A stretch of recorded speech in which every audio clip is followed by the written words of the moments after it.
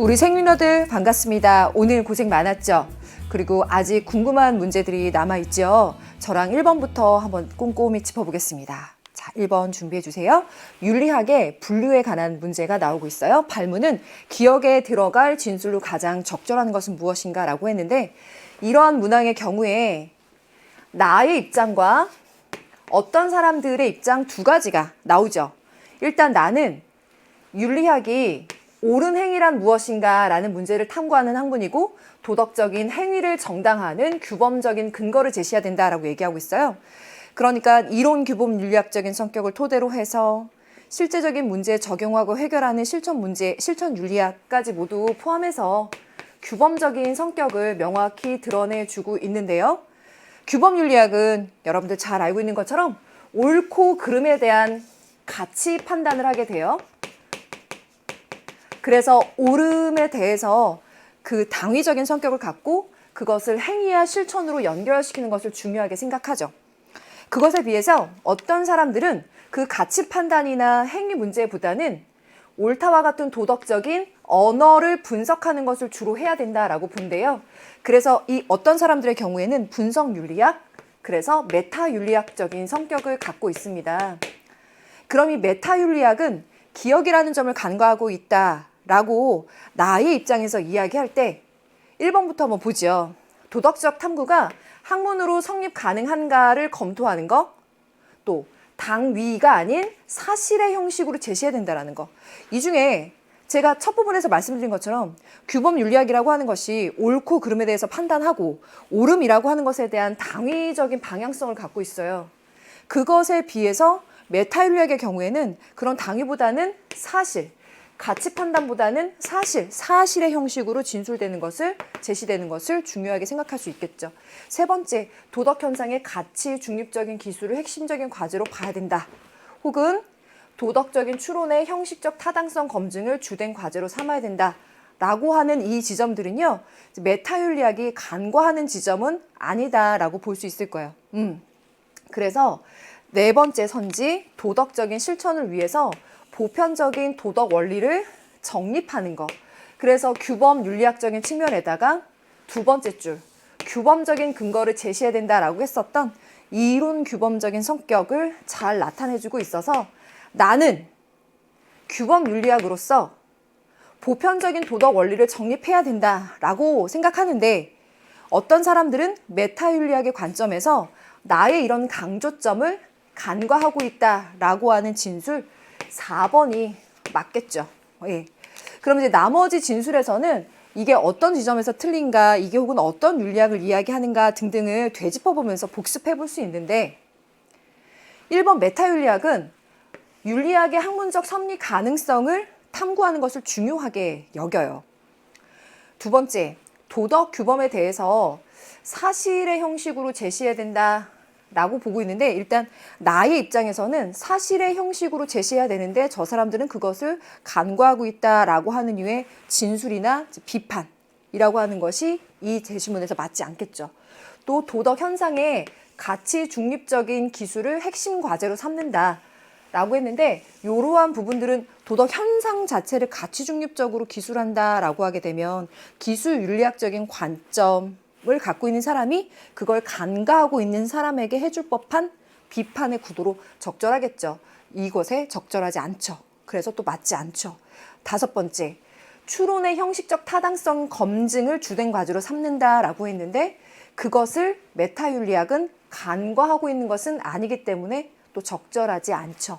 그래서 4번인 것은 정확하되 1, 2, 3, 5번이 메타 윤리학이 간과하는 점이 아니거나 혹은 규범 윤리학적인 관점에서 메타 윤리학에게 줄 비판의 구도로 적절하지 않거나 다른 윤리학적인 관점이 섞여 있거나 해서 오답으로 빼낼 수 있는 여러 각도의 풀이가 가능한 문제였어요. 자, 좋습니다. 그럼 두 번째 문제 가볼까요? 갑의 사상가들의 입장으로 가장 적절한 것은 무엇입니까? 라고 했고, 두 서양 사상가가 제시되고 있어요. 일단 갑이 세상 안에서뿐만 아니라 세상 밖에서조차도 제한 없이 선하다고 여길 수 있는 것은 선의지뿐이다 라고 말했습니다. 이 문장 보면서 칸트인 거 잘 판단했을 거예요. 이성의 최고의 실천적 사명은 선의지의 토대를 마련하는 것이다. 선의지를 강조하고 있는데요. 의무, 의무의식, 선의지. 정언명령의 형식을 갖고 있는 도덕법칙 생각하면서 칸트를 마무리 짓고 1번, 덕은 하나의 습득된 인간의 자질로서 그것의 소유와 실행은 우리로 하여금 어떤 실천에 내재하고 있는 선들을 성취할 수 있도록 해준다. 그래서 을이 이야기하고 있는 것은 덕윤리이고 덕윤리 맥킨타이어 정도로 잡고 문항을 출발하면 될 텐데 이 부분에서 여러분들이 하나 단서로 잡을 수 있는 건 덕이라고 하는 것이 습득된 인간의 자질이라고 하는 거예요. 습득되었어요. 이 부분 한번 체크해 보세요. 자, 1번 갑니다. 공동체가 추구하는 선을 따르려는 의지만이 도덕적이다라고 했습니다. 공동체가 추구하는 선을 따르려는 의지만이라고 했어요. 그러면 이 만이라고 했으니까 더욱더 방어가 되고 있긴 한데 칸트의 입장에서는 무엇이 도덕적이냐? 의무의식으로부터 비롯된 행동. 선의지뿐이라고 말할 거예요. 그런 점에서 1번 틀리다라고 할 수 있고 또 두 가지 접근법은 두 번째 접근법은 공동체가 추구하는 선이라고 하는 것이 예를 들어 결과적 이익만을 추구한다거나 경향성으로부터 비롯된 어떤 원리를 따르고 있다면 그것을 칸트가 옳다라고 할 수 있을까요? 그러지 않겠죠. 그런 측면에서 앞부분을 따져보더라도 1번은 칸트에게 맞는 진술이 아니겠다 판단 가능하죠. 그래서 이제 두 가지 정도의 입장을 생각해 보면서 풀이를 해보고 있어요. 자, 두 번째, 행위의 준칙은 보편적으로 따라야 할 법칙이 될 수 있다. 네, 맞아요. 왜요? 준칙이라고 하는 것, 경률, 맥심은 개인이 세운 도덕 법칙이에요. 주관적인 차원일 수 있습니다. 하지만 그 주관적이고 개인적인 준칙이 도덕 법칙, 보편적으로 따라야 할 도덕 법칙이 될 수 있냐? 될 수 있어요. 무엇을 확보한다면? 보편 타당성을 확보한다면 도덕 법칙이 될 수 있어요. 보편적인 도덕 법칙이. 그래서 모든 준칙이 도덕 법칙이다 라고 단정 못하죠. 왜? 보편 타당성의 확보가 안 되면. 그럼 준칙은 도덕 법칙이 될 수 있냐? 될 수 있죠. 보편 타당성이 확보된다면. 그래서 2번입니다. 강조드리고 싶네요. 세 번째, 도덕적인 선악은 공동체의 역사와 무관하게 판단되어야 한다라고 했는데 덕윤리가 이해하는 도덕적인 품성, 성품이라고 하는 것은 공동체의 역사나 전통과 굉장히 밀접하게 연관되어 있으므로 3번은 이론적인 토대를 근거로 해서 빼주셔야죠. 그럼 4번, 덕은 관행에 내재한 선을 성취하게 하는 타고난 성품이다라고 했습니다. 관행에 내재한 선을 성취하게 하는 중요한 건 타고난 성품이라고 했어요. 혹시 덕윤리에 이런 제시문과 선택지가 의외로 난 좀 딱딱하고 어렵게 느껴졌다라고 하신다면 아까 말씀드렸던 것처럼 1번의 첫 번째 문장에서 덕은 하나의 습득된 인간의 자질이라고 제시문에서 열어준 부분을 생각해 보세요. 습득된 인간의 자질이기 때문에 타고난 성품이다라고 하는 것이 오답화가 많이 되고 있어요. 그래서 4번 틀린 거죠. 5번 맥락적 사고가 아닌 도덕법칙에 따라 행해야 된다라고 했는데 이 5번 선택지를 판단할 때에는 맥락적인 사고가 아닌이라고 했을 때 을에게는 적합하지 않겠죠. 을의 입장에서는 구체적인 맥락, 상황, 관계를 고려해야 되기 때문에 그래서 맥락적 사고가 아닌이라고 하는 부분에서 을을 빼주면서 두 사람을 같이 엮는 선택지로 갈 수 없겠다. 판단 가능하죠? 그럼 정답은 2번. 자, 잘하셨습니다. 그러면 세 번째 문제 또 가볼게요. 다음 가상편지를 쓴 사상가가 지지할 입장만을 보기 위해서 고른 것은 항상 그 강연자 형식의 긴 제시문을 보다가 이렇게 부드럽게 유문된 편지를 읽으니까 잘 읽히더라고요. 누구누구에게 하고 시작하고 있어요. 사랑에 대해서 고민이 많은 너에게 조언을 해주고 싶다. 요즘 사람들은 사랑할 줄 아는 능력을 기르려고 하기보다는 사랑을 받으려고만 하는 것 같아. 하지만 사랑은 수동적인 감정이 아니라 능동적 활동이야. 사랑은 상대방의 생명과 성장에 대해서 적극적인 관심을 갖는 거야. 그리고 자발적으로 책임지는 거고 착취 없이 존경하는 거야. 가장 일반적인 방식으로서 사랑의 능동적인 성격을 말한다면 주는 것이지 받는 것이 아니야. 라고 말하고 있는 이 문장 속에서 에리 프롬의 사랑의 기술에 등장하는 사랑에 관한 입장이라는 건 잘 캐치를 하셨을 텐데 그가 보았을 때 상대방의 요구에 책임 있게 반응한다라고 하는 것은 위에서 얘기했던 것처럼 자발적으로 책임을 지는 것 그리고 보호와 존경을 기본적인 요소로 하는 것 이것이 바로 생명과 성장에 적극적인 관심을 갖고 있는 이 태도와 연관되죠. 자, 그럼 일단 기억하고 니은 체크해보죠. 디귿번, 사랑은 자신의 의지대로 상대방을 변화시키려는 활동이다. 어머, 저는 이게 무지 사랑에 진실된 자세인 것 같은데요. 라고 생각하는 친구들이 있을지 모르나 우리의 룰이 있죠. 제시문의 사상가의 입장대로만 판단해주면 되죠. 내 생각이 들어가지 않죠. 그쵸? 에리 프롬의 관점에서 봤을 때는 상대방을 있는 그대로 이해하고 존중해 주는 것이 사랑이에요. 그의 관점에서는요. 그래서 에리 프롬이 이야기하고 있는 이 문장에서의 강조점과 기본적인 관점을 본다면 내 의지대로 상대방을 변화시키는 거 노노 있는 그대로 이해하고 존중해주고 그에 대해서 잘 아는 지식이 필요하다고 얘기했어요. 그래서 디귿 빼주는 겁니다. 리을번, 사랑은 주는 행위로서 자신의 생명을 희생해야 되는 것이다. 이런 류의 좀 극단적인 선택지도 조심하라고 했었죠. 자신의 생명을 희생하거나 헌신하는 유의 사랑을 주는 것이다 라고 오해해서는 안 된다라고 그는 말한다 했어요. 그래서 리을번도 빼주시면 기억하고 니은 들어간 선택지가 정답이 되겠죠? 그래서 기억 니은 들어가면 1번 선택해 주시면 되겠습니다. 잘하셨어요. 자, 그럼 다음 문제 4번 갑니다. 갑을 사상가들의 입장으로 가장 적절한 것이 무엇입니까? 라고 묻고 있고요. 갑과 을의 제시문이 그리 길지 않게 명확하게 누구인지 알려주고 있네요. 갑번은 우리는 영원한 평화를 확립하기 위해서 그리고 전쟁 수립을 종립시키기 위해서 모든 국가의 시민적인 정치체제가 공화정체가 되도록 노력해야 된다라고 말하고 있어요. 영구 평화를 위해서 공화정체를 개별 국가들은 갖고 있어야 된다라고 말하는 칸트일 거고요. 이 부분을 보면서 공화정체 얘기했으면 아마 연맹 얘기가 선택지에 들어가야 되겠구나 싶었는데 아니나 다를까 여기에 나오고 있죠. 다시 한번 짚어드릴게요. 두 번째 을, 평화를 알기 위해서는 먼저 폭력에 대해서 알아야 하는데 폭력에는 직접적인 폭력도 있고요. 간접적 차원의 구조적 폭력 그리고 문화적 폭력이 있습니다. 직접적 폭력과 간접적 폭력이 있는데 이 간접적인 폭력이라고 하는 것은 반드시 의도된 것은 아닌 경우가 있다라는 거죠. 갈퉁의 이야기입니다. 제가 이야기한 것이 이 부분하고도 또 연관이 있어요. 자, 그럼 제시문에서 짚어준 이 부분들을 잡아서 선택지 가볼게요. 1번, 개별 국가의 자유를 보호하는 국제연맹이 필요하다라고 했는데 개별 국가의 자유를 보호하는 것은 이 공화 정체를 통해서 각 국이 민주적으로 권력이 분립되고 그리고 자신들의 자유를 보호할 수 있는 체제를 만들어요. 또 그러면서도 그러한 독립적인 공화 정체를 갖고 있는 나라들이 연맹을 맺는 방법을 칸트는 세계 평화를 위한 중요한 방법으로 얘기하고 있죠.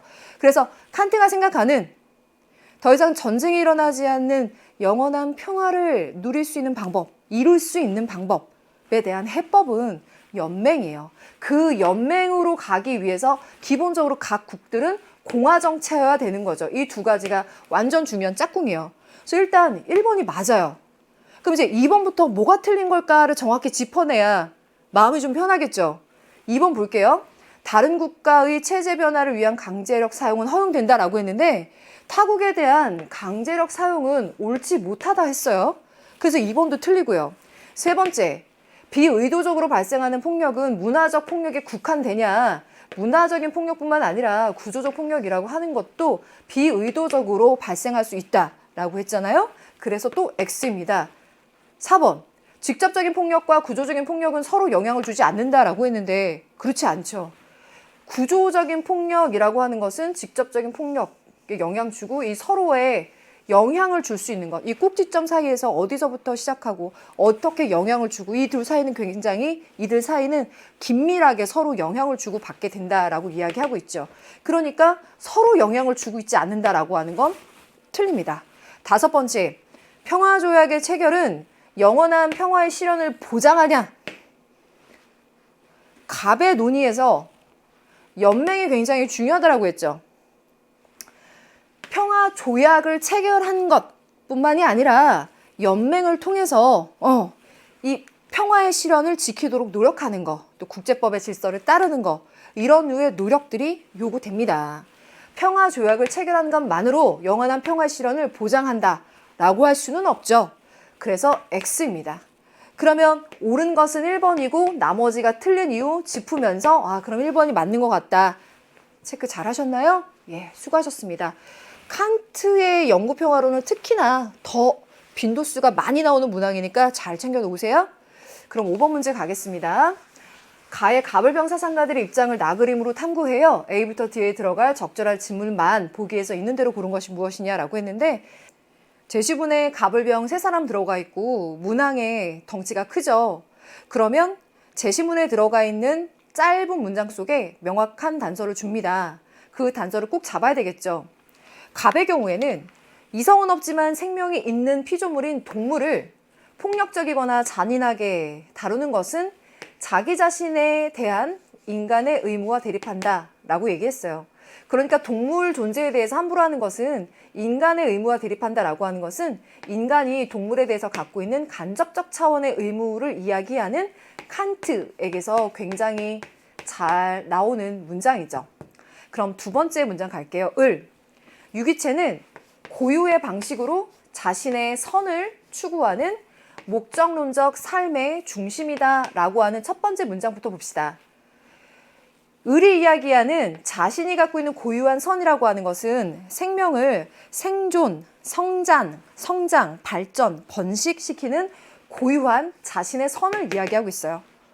그것을 발전시키는 고유의 방식으로서의 목적론적 삶의 중심, 이 용어는 꼭 기억하라고 했죠. 바로 테일러가 이야기하는 용어예요. 그래서 그가 생각하는 자신을 생존, 성장, 발전, 번식시키는 목적론적 삶의 중심이 되는, 그래서 내재적인 가치를 갖고 있는 존재는 식물종까지 될 거라고 이야기를 했었어요. 그래서 어떤 종을 다른 종보다 선호하는 편견은 받아들일 수 없다라고 하면서 인간뿐만 아니라 동물, 식물들까지도 도덕적인 고려의 대상으로 삼을 수 있는 폭이 넓어졌지요. 그럼 동물이 인간과 다른 종에 속한다고 해서 그들의 이익을 희생시키는 것은 종차별주의다. 종차별주의는 인종차별과 다를 바가 없이 부도덕하다라고 말하고 있는데 여러분들이 싱어인 거는 잘 잡았을 거예요. 역시 동물에 대한 차별이 왜 인종차별과 다를 바 없이 문제가 되는지에 대해서 얘기하고 있는데 일단 여러분들이 갑을 병의 제시문이 누구인지를 정리하는 것 자체가 이 문항에서 절대적으로 어려운 것은 아니었을 거예요. 그래도 혹시 이 중에서 어딘가가 난 조금 찝찝했다라고 하는 학생들은 혹여나 을이나 병에서 이야기하는 종이라고 하는 개념이요. 이 종은요. 생물을 분류하는 단위예요. 생물을 분류하는 단위. 1686년에 레이라는 사람부터 시작돼서 이제 계속 이어져면서 여러 분류로 이제 연구가 되고 하는 부분인데 종은 생물을 분류하는 단위. 또 유기체라고 하는 것도 좁게 봤을 때는 생물을 이야기하게 돼요. 그래서 혹여나 여기에서 생태계 전반까지 생각하지 않을 거고 그리고 을이 이야기하는 것은 그래서 그 생명을 가진 존재까지 식물까지를 이야기하는 거고 을이 이야기하는 종차별주의에 대한 비판은 인간종과 동물종의 문제를 이야기하고 있는 거라는 거. 그거를 캐치하는 게 이 문제에선 관건이었었죠. 제시문 자체보다 이걸 두고 선택지로 갔을 때 그게 중요해요. 그래서 이 얘기 한번 드리고 이제 선택지로 가볼게요. 갑이 칸트, 을이 테일러, 병이 싱어예요. 그래서 각각 도덕적 고려의 대상이 인간, 동물, 식물, 동물까지 이제 확대된 모형이긴 한데, 그 구도이긴 한데, 여기에서 기역번의 스타트는 동물에 대해서 폭력적 행위를 하는 것은 인간으로서 지켜야 되는 의무에 어긋나냐? 라고 묻는 거죠. 그렇다면 칸트, 예스라고 하겠지만 테일러가 아니오라고 할 것인가? 그렇지 않겠죠. 테일러는 이렇게 도덕적 고려의 대상이 확대된 사람인데 동물에 대해서 폭력적인 행위를 하는 것이 인간으로서 지켜야 될 의무에 어긋나냐? 그렇게 말한다면 테일러 역시도 그거 어긋나는 행위다, 옳지 못한 행위다 라고 이야기를 하겠죠. 그러니까 테일러에게서 아니요라고 갈 부분이 안 된단 말이죠. 그렇죠? 그래서 기역번을 1단계로 빼내는 게 매우 중요했어요. 자, 여러분들 기역이 들어간 선택지 중에 내가 혹시 정답을 꼽았다면 이 첫 단추에서 혹시 실수하지 않았는지 잘 짚어보는 거 필요하고요. 이렇게 기역에서 1단계 이렇게 빼내는 거. 그래서 이것이 정확하다면 우리가 끝까지 잘 고민해야 되는 건 3번과 5번 사이에 있을 것이고 그 중에 관건이 되는 건 보이시죠? 이 가르는 하나는 디귿번일 것이다 라고 하는 걸 생각하면서 그 부분에 집중하면서 문항에 접근을 해야 돼요. 그런 훈련을 앞으로 더 잘하시게 될 거예요. 자, 그럼 니은번 가볼게요. 생명체는 종에 상관없이 도덕적 지위를 지니냐라고 말했어요. 지금 여기 종이라는 말이 나왔잖아요. 그래서 아까 이야기 그 종에 대해서 일부러 한번 말씀을 드렸어요. 생물을 분류하는 단위를 얘기하는데 지금 테일러에게서는 인간, 동물, 식물이라고 하는 존재까지 도덕적 고려 대상으로 확대가 되니까 그 생물종 중에서 종에 상관없이 도덕적인 지위를 지닌다라고 말할 수 있겠죠. 그런데 싱어에게서요. 종에 상관없이라고 할 거냐. 여러분들 일단 싱어가 도덕적인 지위를 지니는 존재는 어떤 능력을 갖고 있어야 돼요? 그죠? 쾌고 감수 능력 갖고 있어야죠. 그러면 동물까지죠. 식물이 들어가나요? 아니죠. 그러니까 종에 상관없이라고 하는 것에 모두 포함이 안 되는 거예요. 인간종과 동물종까지를 도덕적인 고려의 대상 범주로 넣어야 되기 때문에 식물종은 들어갈 수 없어요. 도덕적 지위를 지니는 존재에. 그러니까 종에 상관없이라고 하는 거에 싱어는 아니요라고 할 거예요. 근데 혹여나 싱어에게서 종차별주의 얘기하고 있으니까 이거 맞는 말 아닌가? 라고 했을 때 다시 한번 인간종과 동물종 사이의 이 차별에 대해서 얘기하는 거예요. 그래서 니은번은 예, 아니요라고 하는 구도가 맞은 거예요. 그래서 니은번 들어가죠. 그럼 디귿번, 생명체 고유의 선을 보호하기 위한 간섭이 허용될 수 있겠습니까? 지금 제가 이걸 체크한 것은 이 선택지 부분에 체크한 거예요. 자, 백지 상태로 봐주시고요. 이 선택지가 아마 여러분들 어렵다고 생각한 친구들 꽤 있었을 거예요. 여기에서 1단계는 간섭이라는 용어가 고민이 됐었을 거예요.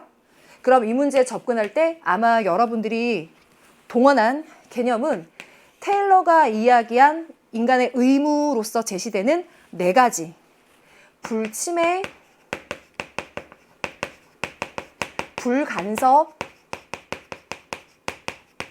성실, 보상적 정의라고 하는 4가지의 의무를 떠올리셨을 거고 이 4가지를 생각해 보면서 생태계를 조작하거나 간섭하는 행위를 하지 말아라 라고 하는 이 2번째 항목 때문에 간섭이 허용될 수 있나?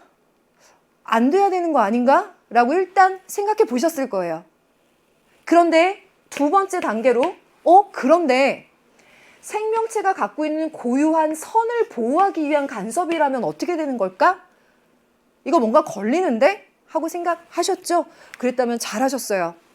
생명체들이 갖고 있는 고유한 선, 그들이 생존하고 성장하고 발전하고 번식하기 위해서 그것을 보호하기 위해서 간섭을 하게 된다라고 하면 결과적으로는 그들의 생명을 증진시키는 효과를 가져올 수 있겠죠. 다만 너무나 조작적이고 간섭적인 것은 최소화해야 되겠지만 생명에 이익을 주면서 그 이익이 굉장히 크면서도 그 간섭의 행위 이후에 어떤 생명체가 절대적인 희생이나 그 생명을 잃는 행위가 없다면 그러한 간섭이 그 생명체 고유의 선을 생명을 증진시켜주는 효과가 가져올 수 있다라는 점에서는 이 간섭이라고 하는 것이 허용될 수 있는 조건이 성립되겠죠.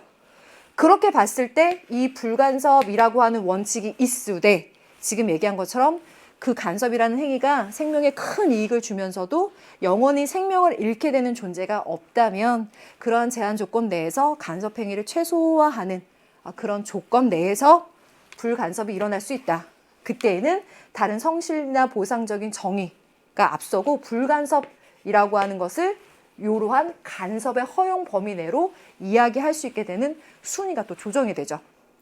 그래서 이 지급번의 C는 간섭이 허용될 수 있나요? 라고 하는 부분에서 이렇게 1단계 걱정했지만 2단계 한번 다시 짚어보면서 허용될 수 있는 게 맞겠다 라고 판단해 주는 게 옳아요.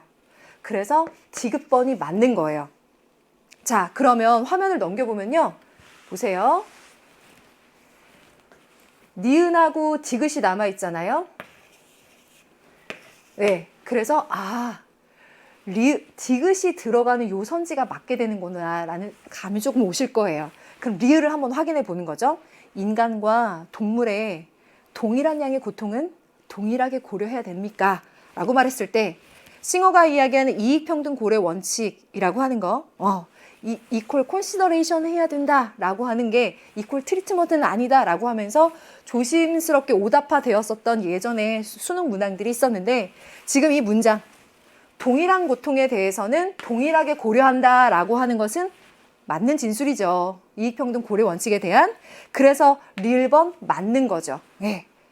그래서 여러분들 어느 정도 니은하고 리을번에 대한 훈련은 그래도 조금 되시지 않았을까 싶은데 디귿번이 고민이 되었었다면 이렇게 한 단계, 두 단계 더 생각해 보시면서 그러면서 5번이 맞는 거구나를 최종적으로 걸러내 주셔야 돼요.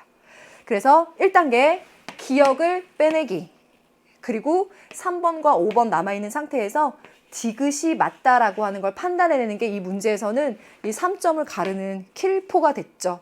근데 특히나 이번 문항들에서 이런 선택지 세팅이 더욱 신경 쓰게 만들어져 있구나라는 게 보이더라고요. 이 선택지 하나로 오고 가는. 그래서 이렇게 하나하나씩 정확하게 제외해 나가면서 판단하는 훈련을 해두시면 많이 도움이 되실 거예요. 그래서 5번 정답 5번이에요. 워낙 중요한 문제였고 많이 궁금해 하실 부분이셔서 조금 더 깊게 다뤄봤습니다. 그럼 6번 한번 가볼게요. 갑의 입장에 비해서 을의 입장이 갖는 상대적인 특징을 그림의 기억부터 미음 중에서 고른 것은 무엇입니까? 라고 했고 우리 수업을 통해서도 많이 접했었던 예죠. 원자폭탄의 예. 전쟁에 이용한 사람은 정치인들이야. 과학적 연구의 결과, 활용에 대한 책임? 그건 그들이 지는 거야.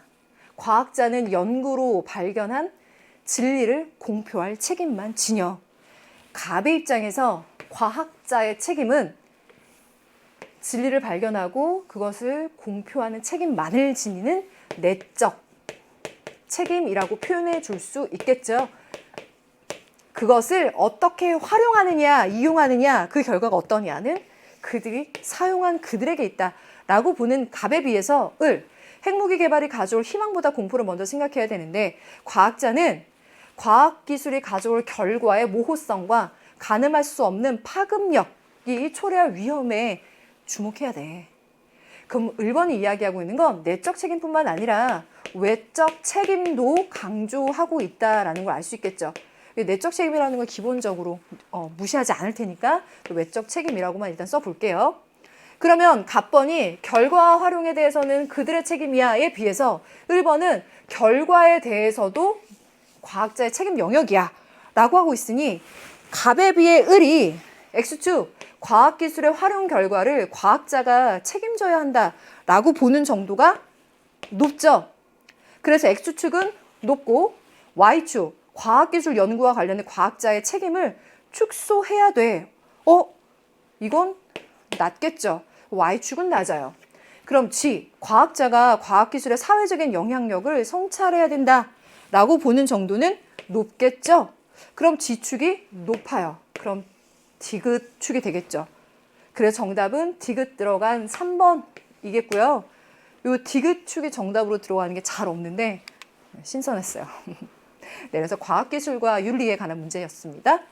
7번 가보죠.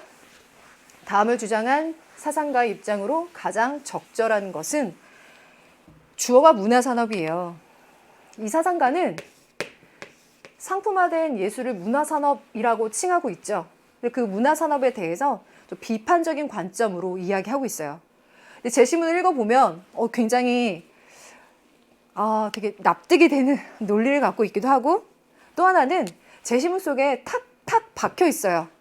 선택지와 연결된 그 포인트들이. 그래서 개념적으로도 접근하실 수 있겠지만 제시문에 있는 단서도 잘 잡아보시면 좋을 텐데, 문화산업의 독점하에서 대중문화는 획일적인 모습을 하고 있고, 대중문화의 조종자들은 독점을 숨기려 하지도 않고, 독점의 힘이 강화될수록 그 힘의 행사도 점점 노골화되고 있고, 영화나 라디오는 더 이상 예술인 척 할 필요가 없고, 대중매체는 그들이 고의로 만들어낸 것들을 정당화하는 이데올로기로 사용되고 있는데, 대중은 문화산업의 객체가 되고 있다라고 했으니 주체적인 역할이 아니라는 거죠. 대중에게 다양한 질의 대량 생산물이 제공은 되고 있어요. 대량 생산물 제공은 되지만 그건 이윤 창출을 위한 문화산업 체계의 일부일 뿐이다.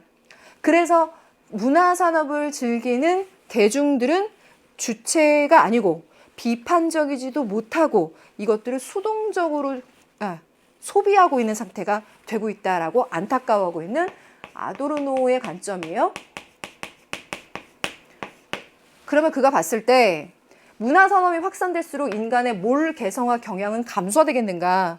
아니겠죠. 이러한 대량 생산물들이 마구 제공된다면 그것들을 획일적으로 수용하는 대중들은 오히려 몰 개성화 경향이 강해질 것 같은데요. 두 번째, 문화산업은 예술을 상품화하려는 시도를 예방하고자 한다라고 했는데요. 아니죠. 예술을 상품화하고 그것들을 통해서 이윤 창출을 하는 시도를 노골화시킨다라고까지 했어요. 그러니까 예방하고자 하는 것과는 거리가 멀겠죠. 세 번째, 문화산업은 대중에게 규격화된 예술과 가치관을 전달한다라고 했는데, 이 규격화라고 하는 표현이 그에게서 중요해요. 제시문에 이야기하고 있는 이 획일적인 모습을 하고 있다라는 것과 규격화되었다라고 하는 거 잘 매치되지 않나요? 이런 거 단서도 잘 활용해 주세요. 그래서 맞는 표현이에요. 그럼 3번이 일단 맞아요. 4번, 문화산업의 목표는 예술의 심미적 가치를 보존하는 것이다. 정말 그럴까요? 이 부분이요. 이윤 창출을 위한 문화산업의 체계 일부라고 했으니까 심미적인 가치를 보존하는 것이 아니겠는데요. 그래서 빼줄 수 있어요. 다섯 번째, 문화산업은 대중이 각자 고유한 예술 체험을 하도록 장려한다라고 했는데, 고유하냐 혹은 각자 주체적인 체험을 할 수 있겠는가라고 봤을 때 고유하다라기보다는 획일적으로 만들어진 생산물이 되고 있어요. 그래서 객체로서 그것들을 소비하고 있는 거거든요. 그러다 보니 5번도 맞지 않겠구나라고 판단해 주실 수 있겠어요. 정답 3번이고요. 기출로도 많이 나왔었고 또 우리 연계교재에도 있어요. 개념적으로도 접근할 수 있고 제시문으로도 연결할 수 있는 길이 있어요. 이런저런 길을 다 찾아보시면서 꼭 득점하게요. 잘하셨어요. 8번 가볼게요. 다음을 주장한 사상가 입장에서 문제 상황 속 A에게 제시할 조언으로 가장 적절한 게 뭐냐라고 얘기했어요. 보통 우리 생활과 윤리에서 문제 상황 A에게 주는 조언의 문항이 잘 나오죠? 하나씩 나오는데 난도가 높진 않아요. 그래도 우리가 꼭 맞춰줘야 되는 중요한 포인트 어떤 건지 찾아볼게요. 제시문은 세 번째 줄에 있는 연기라고 하는 단서 딱 찾으셨어요? 그러면 이거 불교다. 사상가로 이야기하자면 석가모니 정도 잡고 가면 되겠죠. 이것이 있기 때문에 저것이 있고 이것이 생기기 때문에 저것이 생긴다라고 하는 이것과 저것의 관계는 상호의존성이에요. 우리 개념할 때 많이 얘기했었지만 인연생기라고 하는 것이 원인과 조건의 영향에 의해서 결과가 생겨나는 것이기 때문에 세상에 있는 모든 존재들이 상호의존적인 관계에 있다라고 하는 것이 불교에서의 인연생계에서의 핵심이고 문항으로도 굉장히 잘 나옵니다. 꼭 기억해 주세요 라고 했는데요. 그게 잘 적용이 되었으면 좋겠네요. 그런 불교적인 관점에서 봤을 때 기업가 A가 경영난이 지속되자 폐기물 처리 비용을 줄이기 위해서 이 공장의 폐수를 무단으로 방류할까 고민을 하고 있대요. 이 상황에서 어떻게 이야기를 할까? 고맙게도 1번에 바로 정답이 나왔는데요. 상호 의존적인 관계라고 하는 키워드 들어가 있고 자연과 인간, 내가 내 이익을 위해서 폐수를 방류했을 때 자연은 어떤 영향을 받게 될까? 나라는 존재가 뿌린 원인이 자연에게 어떤 결과를 가져다 줄까? 또 그 결과가 나에게 또 어떠한 원인이 되어서 어떤 조건을 만나서 어떤 새로운 결과를 만들게 될까를 생각해 본다면 신중하셔야 될 것 같아요 라고 말하겠죠? 1번이 일단 정답이에요. 그럼 나머지에서 오답인 이유 정확히 찾아내야겠죠. 2번, 인간의 내재된 불성을 극복하려는 의지에 따라 결정하세요. 동양사상 문제에서는 인간의 본성을 잡아서 선택지가 꼭 그려지거든요. 나중에 순자에 관한 선택지 나올 거예요. 그때 제가 이거 또 얘기할 텐데요. 불교가 생각하는 인간의 본성, 생명을 지닌 존재의 본성은 불성 맞아요. 부처가 될 수 있는 가능성, 깨달음의 근거가 있어요. 내재되어 있다, 괜찮아요. 근데 중요한 건 그렇다면 이 불성이라는 게 깨달음의 근거이고 부처가 될 수 있는 가능성이라면요. 이건 극복하는 게 아니라 잘 실현해야 되는 거 아니겠어요? 그래서 맞지 않는 표현이 되겠죠. 세 번째, 자연의 모든 구성원이 영원히 존재할 수 있도록 결정하세요. 이 문장 자체는 환경 문제를 바라보는 선택지로 적당하지 않은가라고 생각한 친구들은 불교라고 하는 이론적 관점으로 접근해야 된다는 거 다시 한번 생각하면 돼요. 원인과 조건의 영향을 주고받으면서 모든 존재들은 고정되거나 불변하지 않고 끊임없이 변화하게 돼요. 그래서 무상이라고도 하죠. 그러니까 실체라고 하는 존재도 없게 되는 거예요. 그러니까 영원히 존재한다라고 하는 것이 불교적인 이론의 관점에서 연기해서 접근하자면 있을 수 없는 거죠. 네 번째, 인간이 우월한 존재로서의 지위를 지킬 수 있도록 결정하세요라고 했는데 인간의 우월성을 갖고 접근하는 것도 불교적인 관점에서는 어울리지 않겠고 5번, 여기 나오네요. 인간 이외의 존재도 독립된 실체를 유지할 수 있도록 결정하세요. 제가 여기 썼지만 고정되거나 불변하는 존재로서의 실체라는 것이 없단 말이에요. 그래서 정답 1번인 거 확인하면서 이 문제 전반을 보면 불교에서 얘기하기에는 인연 생기로부터 나오는 이 얘기가 이렇게 선택지 3개랑 연결된다는 걸 알 수가 있어요. 그래서 이 부분을 잘 챙겨 두었다면 좋은 무기가 되었을 거예요. 혹시 이 무기가 약했다면 지금이라도 잘 챙겨놔 주세요. 9번째 문제 가겠습니다. 갑을 사상가들의 입장으로 적절한 것만을 보기에서 있는 대로 고른 것은 무엇입니까? 라고 했는데요. 제시문이 짧지만 이 두 사상가의 비교 포인트를 굉장히 잘 구성해놨다 느껴지는데 지능에 대해서 얘기하고 있어요. 아마 내가 갖고 있는 재능, 선천적인 재능으로서의 지능이라고 하는 것도 하나를 얘기할 수 있겠죠. 지능에 따른 분배 원리는 정형적인 원리야. 이런 원리는 차별적인 소유 권리를 창출하는 과거의 행위를 전혀 고려하지 않는다. 라는 점에서 비역사적이야. 노직의 입장인데요. 선생님 다시 한번요. 노직의 단서를 어디서 잡을 수 있을까요? 라고 한다면 노직의 관점에서는 정형적이지 않은 비정형적인 분배 원칙을 중시해요. 왜냐하면 개인의 자유로운 선택에 따라서 분배되어야 되기 때문에 어떠한 죄송합니다. 형태와 기준에 의해서 분배할 것인가가 정해지게 되는 것, 정형적 원리는 비판적인 대상이 돼요. 그래서 무엇에 따라서 분배할 것이냐에 대한 이 답이 이미 정해져 있는 것은 그에게 정형적 원리로서 비판의 대상이 되고 비정형적 원리가 되어야 된다는 거예요. 그런 비정형적 원리에서 그러면 어떻게 이 절차적인 정의를 따져볼 수 있는가라고 하는 것은 과거의 행위의 정당성을 따져보는 거예요. 그래서 그 역사적인 관점에서 따져보는 거죠. 노직에게서 중요하고요. 제시문 노직인지 알았는데 그냥 빨리 풀면 안 돼요 라고 한다면 물론 잘 풀고 있는 게 맞지만 제시문이 갖고 있는 중요한 개념 요소들은 다음에 또 나와요. 잘 챙겨 놓으세요. 우리의 무기가 될 거예요. 1번 갈게요. 지능과 같은 천부적 재능의 분포. 아까 얘기했듯이 천부적으로 갖고 있는 재능. 그 중에 하나 지능과 같은 것이 있다. 근데 그것의 분포를 공동의 자산으로 생각하죠. 롤스는 그 분포를 공동의 자산으로 생각하는데 이러한 분포로 인한 이익을 함께 나누어 가질 수 있는 정의의 원칙이 필요해. 별거 아니겠지만 이 정의의 원칙이라고 하는 거 놓치지 마시고 한번 접근해 보겠습니다. 분배적 정의에다가 롤스와 노직의 조합이다. 아, 중요한 문제겠다. 잘 풀어야 되겠다 생각하고 접근하셨을 텐데, 일단 기억범, 개인은 천부적인 자산과 그것을 이용해서 얻은 정당한 소유물에 대해서는 배타적인 권리를 갖는다. 노직에게서 내가 정당하게 얻은 소유물이라면요, 배타적인 권리를 갖는다라고 하는 것은 워낙 기본형으로서 중요한 개념이죠. 그래서 천부적인 자산, 그것을 이용해서 얻었어. 그래서 그것이 정당했다라면 배타적 권리를 갖는다라고 말하는 것에 문제가 없겠죠. 일단 기억번 맞아요. 니은번, 천부적으로 타고나는 것은 부정의하다고 할 수 없다. 이 부분은 어느 정도 좀 훈련이 되셨겠죠. 수능에도 이제 출제가 되었었고 개념 때부터 또 짚어봤는데, 만약 저는 처음 봐요 라고 하는 친구들은 지금 잘 챙겨두세요. 어떤 점에서 그러냐면 위에서 말하고 있는 이런 천부적 재능 자체요, 이것은 그것을 타고났다, 갖고 있다 라고 하는 것 자체가 부정의하다 라고 하는 것이 아니라 그러한 재능이 있냐 없냐 하는 자연적인 사실의 여부로 봐요. 그래서 천부적으로 타고나는 것은 부정의하다라고는 할 수 없다라고 롤스가 얘기해요. 그래서 니은번도 맞게 되는 거거든요.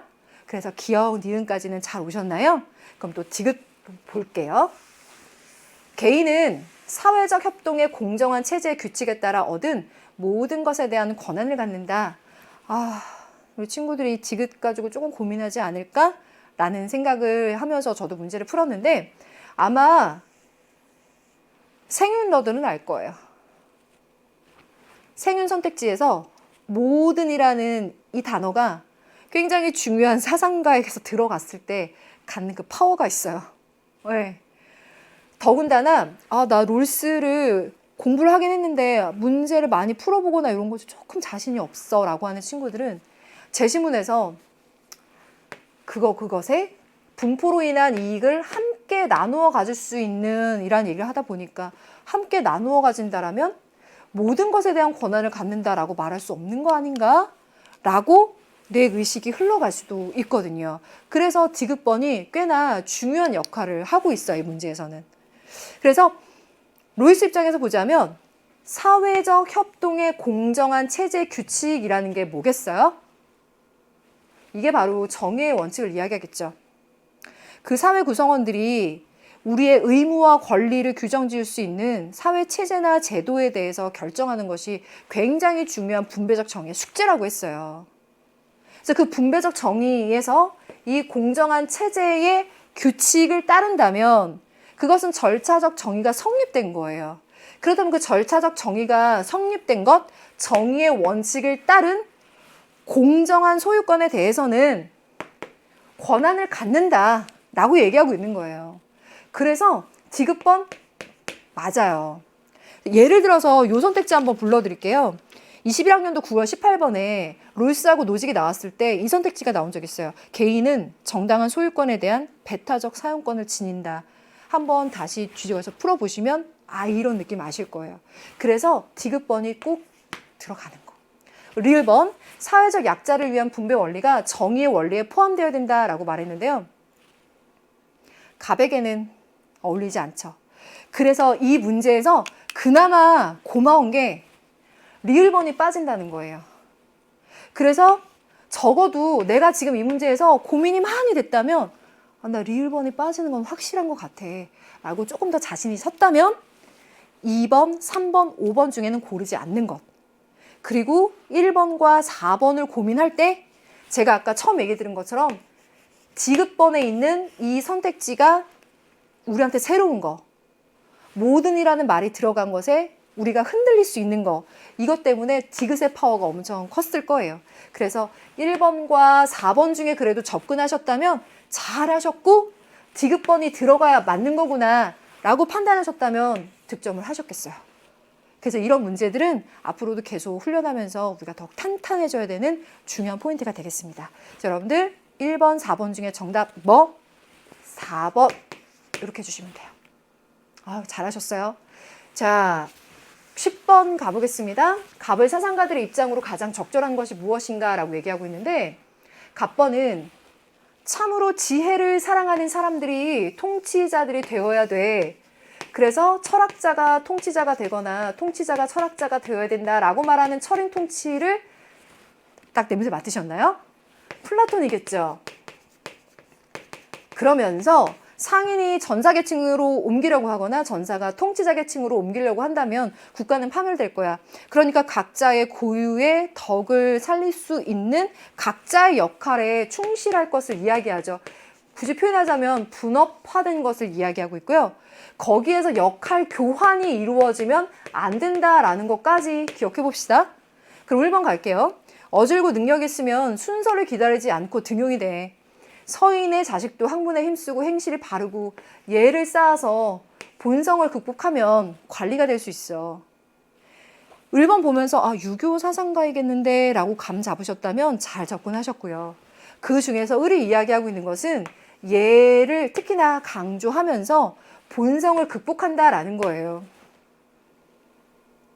제가 아까 불교 이야기하면서 동양 사상 문제에서는 인간의 본성에 관한 선택지가 꼭 하나씩 들어갈 거다라고 말씀드렸죠. 불성은 부처가 될 수 있는 가능성이어서 실현해야 되는 거죠. 또 맹자가 이야기하는 인간의 사덕과 같은 도덕성은 유지, 보존, 확충, 실현해야 되는 거죠. 성선설이니까요. 맞죠? 그런데 순자가 보는 인간의 본성은 악이란 말이에요. 그러니까 유학자인 그가 인간의 본성을 악으로 본다라는 점이 독특하지만 그래도 유학자인 그는 그 악한 본성을 변화시켜야 된다라고 봐요. 선으로. 그래서 본성을 극복한다라고 하는 부분에 있어서는 이기적인 욕구를 본성을 극복하는 순자이겠구나라고 잡고 접근을 하시면 되겠어요. 그래서 1번부터 볼게요. 통치자들만 공동생활을 통해서 공익을 추구해야 된다. 이것도 생육러들 아시죠? 뭐뭐만 들어가 있을 때 한번 신중해야 되는 거. 여기 통치자들만 이야기하고 있는데요. 그가 분업화의 원리로 만약에 계급을 나눈다면요. 통치자, 방위자, 생산자 나뉘게 돼요. 그죠? 그 중에 통치자와 방위자를 수호자라고 하죠. 그 수호자 계급은 공동생활을 하거나 사회자산을 소유하지 않는 특성을 제한하죠. 그가 그렇게 수호자들에게서 높은 수준의 도덕성을 이야기하는, 요구하는 이유가 있었죠. 그래서 통치자들만이 아니라 수호자들로 이야기하는 것이기 때문에 1번은 개념을 동원해서 빼주고 2번 각자 자신의 성향에 맞는 한 가지 직분에 충실해야 돼. 아까 분업화의 원리 이야기했었죠? 그 한 가지 직분에만 충실하고 교환되는 거 아니야. 그러면 오히려 나라는 혼란스러워져 라고 말했던 플라톤 입장 맞네요. 야, 이게 3점이었어요. 그럼 3번. 직업에 충실하면 본성을 회복하고 인격을 닦을 수 있다. 야, 여기요. 본성을 회복하고요. 내가 이걸 우리 이게 순자인지 맹자인지 나 그런 거 생각 안 하고 그냥 시작했는데 라고 해도 괜찮아요. 그게요. 재심은 이 부분이요. 본성을 극복하면 관리가 될 수 있다라고 했잖아요. 근데 여기에 본성을 회복한다라고 했죠. 그러니까 본성에 대해서 보고 있는 기본 전제가 재심문과 다르구나 라는 걸 알 수가 있어요. 본성을 이기적인 욕구로 본 순자라면 이기적인 욕구를 회복하라는 얘기밖에 안 돼요. 그래서 3번 맞지 않아요. 4번 예에 정통한 사람은 모든 일을 이해하고 잘하는 사람이다. 이 문장 좋아 보이죠? 안 된다고 했어요. 유교에서 이야기하는 이런 분업의 원리를 수용하고 있는 그러한 관점에서 보자면 예에 정통한 사람이 다른 사람을 통치하는 역할을 할 수 있어요. 그러면 다른 일은 뭐 상인은 농민은 각자 일을 해요. 이렇게 해서 상호 보완이 되는 것을 이야기하는 거죠. 예에 정통한 사람이 워낙 덕과 능력이 출중하니까 내가 먹을 것도 내가 지어서 내가 입을 것도 내가 지어서 혼자 다 하냐. 아니란 말이에요. 분업화의 원리와 그것을 통해서 상호 보완되는 사회 시스템을 제대로 설명하지 못하고 있어서 틀려요. 잘 나오는 오답 유형이고요. 5번, 아이고야, 희망. 개인의 희망에 따라서 사회적 역할이 부여되어야 된다라고 했는데 을의 입장에서 봤을 때 희망보다는 덕과 능력에 가까울 것이고요. 갑에게서도 희망보다는 각자가 갖고 있는 탁월함, 능력, 덕, 각자 자신의 성향에 맞는 한 가지 직분이라고 했잖아요. 갑에게서도. 그래서 희망이라고 하는 단어는 두 사상가에게 잘 어울리지가 않네요. 그래서 정답 2번이구나 확인하고 3점 득점하면 참 좋겠네요. 혹시 실수한 부분이 있다면 잘 챙겨두시고 우리 다음에는 꼭 맞춰요. 직업률도 이렇게 꼭 하나씩 나옵니다. 11번 갑니다. 다음을 주장한 사상가가 긍정에 대답할 질문으로 적절한 것이 무엇인가 라고 했는데요. 재력을 과시한다라고 얘기하고 있죠. 그리고 과시적 소비라고 하는 단어가 나오고 있어요. 베블런이 이야기하는 과시적 소비겠어요. 제시문의 내용을 읽어보니까 산업사회에서 재력이 없으면은 평판도 얻을 수가 없고 재력을 과시해서 평판을 얻기 위한 수단은 여가와 재화의 과시적 소비가 된다. 사람들의 평판을 효과적으로 얻으려면 불필요한 사치품에 돈을 써야 하고 오로지 필수품을 소비하는 것만으로는 아무런 의미가 없어진다. 그런 과시적 소비는 하층 계급에서도 나타난다. 여러분 이 뉘앙스 잘 아시겠지만 그러니까 필수품을 소비하는 것만으로 안 되니까 이런 사치품을 사세요. 그래야 인정받아요. 라는 얘기가 아니라 그래야 인정받는다고 생각하고 그걸 그렇게 사더라. 과시적 소비를 그렇게 모든 계층이 다 하더라. 라고 비판적으로 보고 있는 거죠. 베블런의 유한계급론에서 나와 있는 이 얘기에서 보면 하층 계급에서 상층 계급으로 확산되는 것이 아니라 상층 계급에서 하층 계급으로 모두에게 확산되죠. 두 번째, 사회 전체적 부가 늘어난다고 해서 과시적 소비가 감소하는 것도 아니고요. 이 과시적 소비는 점차 늘어나게 돼요. 끝나지 않고 또 모든 계층에서 평판을 높이려는 과시적 소비가 나타나는가? 지금 설명하면서 반복적으로 얘기했던 것처럼 모든 계층에서 나타나요. 그래서 3번이 정답이고요. 자기보존 본능은 과시적 소비의 주된 경제적 동기가 되는가? 이거 예전에 평가 문항에서 이만한 제시문 속에 중간에 단서 하나 들어가 있고 선택지와 연결되는 부분이 있었는데요. 인간에게서 자기보존 본능이 굉장히 강해요. 이게 강해요. 과시적 소비의 주된 경제적 동기, 인간에게서 동기로서 자기 보존 본능이 가장 강하겠지만 그걸 제외하고는 요 과시적 소비가 주된 경제적 동기가 된다는 거예요. 그래서 이 입장에서 보자면 자기 보존 본능이 주된 경제적 동기, 과시적 소비의 주된 경제적 동기가 아니라 남에게 평판을 얻으려고 하는 이런 허영심 같은 것들이 경제적 동기가 되는 거죠. 그래서 틀렸습니다. 5번째, 필수품 소비는 유한계급의 재력을 과시하는 유용한 방법인가? 아니래죠. 여기를 보니까 필수품만 사는 걸로는 안 된다는 거예요. 그래서 불필요한 사치품을 산다죠. 이 두 줄 속에 단서가 들어가 있네요. 정답 3번이었습니다. 잘 푸셨어요? 12번 가볼게요. 그림은 서양 사상가 가불의 가상대화이고 가불의 입장으로 적절한 것이 무엇인가 라고 했는데 저는 이분의 사파는 많이 봤지만 이분을 사파로 그려놓은 거는 처음 본 것 같아요. 신선하고 재밌게 풀었는데요. 일단 갑은요. 예술작품은 좋은 곳에서 불어오는 미풍처럼 젊은이들에게 좋은 영향을 줘야 되고 어릴 때부터 자기도 모르는 사이에 아름다운 말을 담고 사랑하고 공감하도록 이끌어야 해요. 그러니까 이 예술작품이라고 하는 것이 그런 아름다운 것을 담고 있고 그걸 모방하도록 해야 된다라고 하는 플라톤의 관점이었고요. 만약에 사상가를 특정짓지 못한다라고 하더라도 도덕주의적인 관점에서 예술을 바라보고 있구나.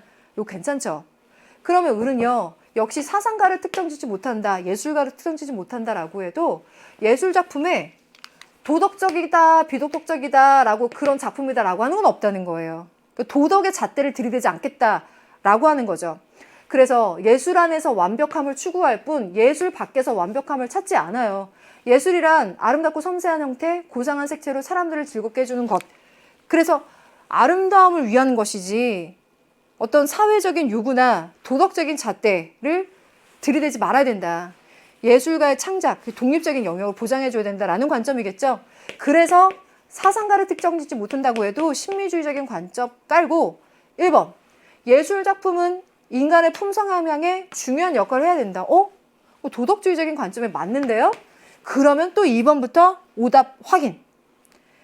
예술작품의 검열은 예술의 도덕적 교화 기능을 약화시킨다. 아니요. 플라톤의 입장에서는 이런 예술작품 검열이 필요하다라고 보고 있어요. 이런 도덕성에 영향을 주니까. 3번째, 예술작품은 사회 발전에 이바지할 때 가치를 지닌다. 사회 발전이라고 하는 사회적인 요구와 같은 가치가 외적 가치예요. 그게 아니라 예술 안에서 완벽함을 추구하면 된다고 했으니까 맞지 않죠. 4번, 예술작품에 대한 평가는 도덕에 근거해서 이루어져야 된다. 아니죠. 도덕에 근거하지 않죠. 도덕적인 작품, 비도덕적인 작품 없다면서요. 그죠? 그래서 빼줬고요. 5번째, 예술작품은 예술 그 자체를 목적으로 추구해야 된다. 을에 가깝죠. 갑은 아니죠. 정답은 1번 맞네요. 득점. 13번. 갑의 사상가들의 입장을 나 그림으로 표현할 때 A부터 C에 해당하는 적절한 진술만 보기에서 있는 대로 고른 것은, 우리 잘 알지만 진술만 보기에서 있는 대로 골라라. 그러면 이제 선택지가 우리 보는 것처럼 2개 선택지 세팅 3개, 3개 선택지 세팅 2개 이렇게 돼 있어서 요것도 그 킬포 선택지가 하나 들어가 있는 거야.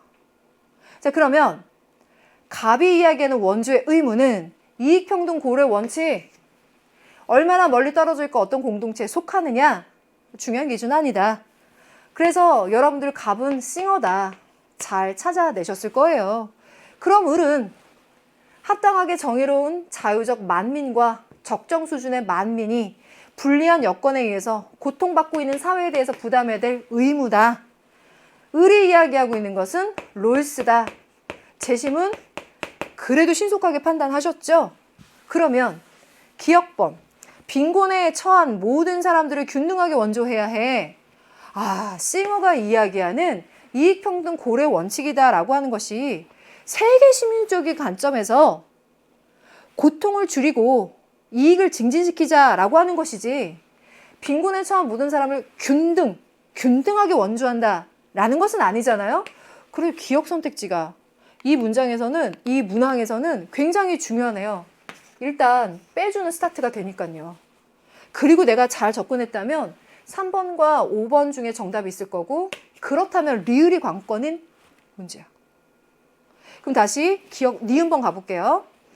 원조할 때 원조 대상국의 정치적 상황을 고려해야 돼 라고 말했어요. 만약에 여러분들이 죄송해요. 잘 접근을 했다면 니은이 다 들어가는데 라는 게 어느 정도 또 도움이 됐을 텐데요.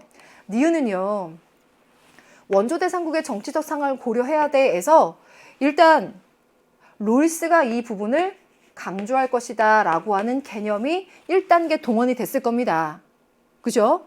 그러면 이게 B니까 싱어한테는 이걸 어떻게 해석을 해줘야 내가 이 문제를 정확히 풀고 가느냐, 요게 2단계로 남았을 거예요. 싱어 입장에서 원조를 하는 데 있어서 공리주의적인 관점과 이익평등 고려의 원칙과 비용 대비 혜택의 분석이 일어나죠. 그래서 원조에 들어가는 비용에 비해서 그 사회에서 얼마나 원조 효과가 있을 것인가, 그래서 이익을 증진시켜주고 고통을 줄일 수 있을 것인가에 대한 고려를 하면서 원조를 해야 되죠. 그런 측면에서 본다면 원조 대상국의 정치적인 상황이라고 하는 것이 그 원조 대상국의 시민들에게, 국민들에게 어떻게 고통을 줄여주고 이익을 증진시켜줄 수 있는 방법 혹은 그런 구성이 되고 있는가에 대한 고려가 있을 수 있겠죠. 그래서 그가 생각하는 비용 대비 혜택 분석, 고통을 줄여준다, 이익을 증진시켜준다 라고 했을 때 정치적 상황 역시 그것을 이익을 증진시켜주고 고통을 줄여줄 수 있게 작용하고 있는가에 대한 고려도 필요할 수 있을 거예요. 그래서 싱어도 들어가겠구나 라고 판단하고, 니은이 그래서 기본으로 들어가는 세팅이 맞구나 라고 판단하면서 디귿범, 원조 주체는 원조 대상국에 강제력을 행사하면 안 된다. 그렇죠. 롤스에게서도 중요하고, 이건 최근에 평가에서 나온 선택지이기도 하고요. 강제력을 행사하지 않아야 돼요. 만미법에 의해서 강제력을 행사하지 않아야 되고, 싱어 입장에서 봤을 때에도 강제력을 행사하면서 원조하지 않죠. 그러니까 디귿번도 들어간단 말이에요. 그래서 요 니은하고 디귿 선택지는 개념으로 학습하거나 외운 효과 그 자체보다는 이들에게서 공통된 점으로 찾아내려면 폭넓은 관점으로 접근했겠죠. 그러한 이유에서 니은하고 디귿이 맞겠다라고 판단해 볼 수 있는 그런 가능성 필요하고요. 리을번 가면요. 질서정연한 사회는 지구적 분배 정의 원칙에 따라 원조해야 된다라고 얘기하고 있는데요. 로이스 입장에서 봤을 때 지구적 분배 정의 원칙에 따라 원조를 하겠는가. 로이스는 이 지구적 분배 정의 원칙이 아니라 요 정치적인 의미에서 고통받는 사회의 정치적인 전통의 결합 문제를 해결하는 것을 이야기를 하죠. 그래서 리을번은 빠지는 거죠. 그쵸? 그래서 여러분들이 아까 얘기했듯이 3번과 5번 중에서 마지막 고민을 했었을 거고 리을을 빼고 3번이 맞겠다라고 판단하는 거. 그래서 이 문제가 리을번도 중요하고 니은 디귿을 판단하는 것도 중요해서 여러분들이 좀 오래 고민했을 수도 있고 개념적인 것뿐만 아니라 이 문항 상황 속에서 공통점이라고 하는 폭넓은 사고, 이렇게 포괄적으로 이렇게 포섭할 수 있는 그 문장을 내가 판단하는 그런 게 필요하구나라는 걸 알 수 있는 고마운 문제였어요. 자, 정답 3번 확인했습니다. 그러면 14번 가볼게요. 가불의 입장. 와, 통일 문제 가지고 이렇게 가불로 서술하면서 섬세하게 들어간 문장. 네. 갑번은요. 남북의 분담 비용 중에 국방비가 큰 비중을 차지하는데 남북 모두 적정 수준 이상의 국방비를 지출하고 있어 지금. 그래서 남북이 통일이 된다면 국방비를 줄일 수 있으니까 통일 비용에 대한 부담도 줄어들 거야 라는 긍정적인 해석하고 있고, 1번은 남북이 통일되면 통일 이전과 달리 세계적인 강대국과 이렇게 국경을 접하기 때문에 국방비가 늘어나게 될 거야. 통일에 따른 국방비 증가는 통일 비용에 대한 부담을 더 크게 할 거야 라고 하고 있거든요. 그러면 갑번의 입장은요. 통일 편익이요. 통일을 함으로써 우리에게 일어날 수 있는 혜택과 이익을 생각해 보자면 북한이 아닌 남한 지역에서만 발생할 것이다. 여기도 갑번의 입장을 보면 남북이 모두 국방비를 많이 지출하고 있는데 통일하게 되면 국방비를 줄여서 통일 비용에 대한 부담도 줄어들 거다. 그럼 국방비를 줄인 것에 대한 통일 편익이 예상될 텐데 그것이 남한 지역만 그런 것이냐. 아마 북한도 국방비를 줄일 수 있을 테니까 남한 지역에만 통일 편익이 나타난다라고 하는 것은 적절하지 않겠죠. 그럼 2번. 통일 이후의 국방비 감소는 통일 편익을 증대시킬 거다. 또 통일 편익에 대해서 얘기하고 있는데 위에서 얘기한 대로 국방비를 줄이는 게 통일 비용에 대한 부담을 줄이게 될 것이고 장기적으로 봤을 때는 통일로 인한 혜택과 편익을 증대시켜 줄 수 있을 거다. 2번 적당하죠? 그럼 3번. 통일된 이후에도 분담 비용은 지속적으로 발생될 것이다. 1번이 국방비가 늘어나게 된다고 했는데 맞나? 라고 했다면 지금 문제 풀다가 힘들었을 수 있어요. 보세요. 분담 비용이에요. 분담 비용은요. 분단을 지속하는 동안은 영구적으로, 그쵸? 분단을 지속하는 동안 들어가는 비용이에요. 분단 체제를 유지하기 위해서 들어가는 소모적인 비용을 말하는 거거든요. 통일된 이후라면요. 분단 비용이 아니에요. 통일이 됐으니까. 분단은 분단된 체제에서 들어가는 비용을 말하는 거고 분단이 끝나고 통일로 갔으면 그때는 분단 비용이 드는 게 아닌 거죠. 그러니까 이게 매치가 안 된단 말이에요. 근데 이 문장 안에서 내가 좀 잘못 봤다. 실수했다. 이 말이 안 되지 라고 빼낼 수 있었다면 잘했어요. 4번째, 통일국가의 영토는 남북한 합친 것보다 확장될 것이다. 일단 저 이거 2가지 차원으로 봤어요. 통일국가의 영토가 통일이 되면 남북한 합친 것보다 더 커지나? 여기에 대한 사실 여부를 물어보려고 하는 의도보다는 지금 1번에서 보게 되면요. 통일된다고 해서 남북한 합친 것보다 더 확장된 영토가 될 것이다에 대한 진단이나 그것이 맞다라고 하는 언급을 찾을 수 없죠. 5번 통일 이전 대비 통일 후의 국방비는 증가할 것이다 라고 했는데 갑의 경우에는 국방비 줄인다라고 얘기했어요. 그래서 맞지 않죠. 이런 식으로 해서 2번이 맞구나. 나머지 틀렸구나. 깔끔하게 정리됐죠? 잘하셨습니다. 15번 가볼게요.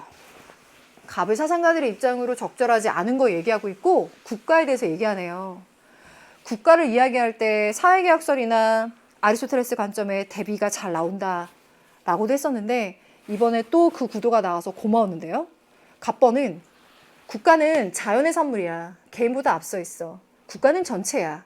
개인은 그 부분으로서 혼자서는 자급자족하지 못해. 그래서 제가 덧붙여보자면 국가라고 하는 것은 자급자족할 수 있는 최대 공동체라고 말하죠. 국가에서 살 필요가 없는 자는 동물이거나 신이다 라고 하는 건 그만큼 인간이라고 하는 존재는 정치적인 동물이어서 반드시 국가 속에서 살아가면서 그 안에서 덕과 행복을 실현할 수 있다라고 보는 거죠. 맞죠? 그래서 아리스토텔레스구나 판단 가능했고 1번에서는 첫 번째 문장에서 고마운 단서가 있었어요. 자연 상태를 비교적 평화롭다라고 말했어요. 로크죠. 더 들어가면 생명, 자유, 재산을 보호하기 위해서 만들었는데 입법권은 이러한 목적으로 신탁된 권력이다.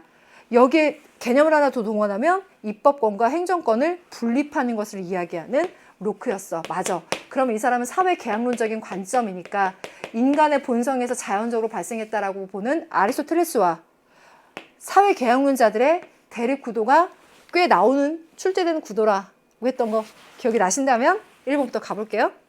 국가는 행복을 실현하게 하는 가장 포괄적인 공동체. 자급자족하는 가장 포괄적이고 행복과 덕을 실현하는. 맞죠? 두 번째, 완전한 자급자족 단계에 도달한 최상의 공동체. 지금 설명한 것이 1번, 2번에서 반복적으로 언급되고 있네요. 고마운데요? 그럼 3번. 국가는 공정한 재판관과 지판관의 역할을 수행해야 돼.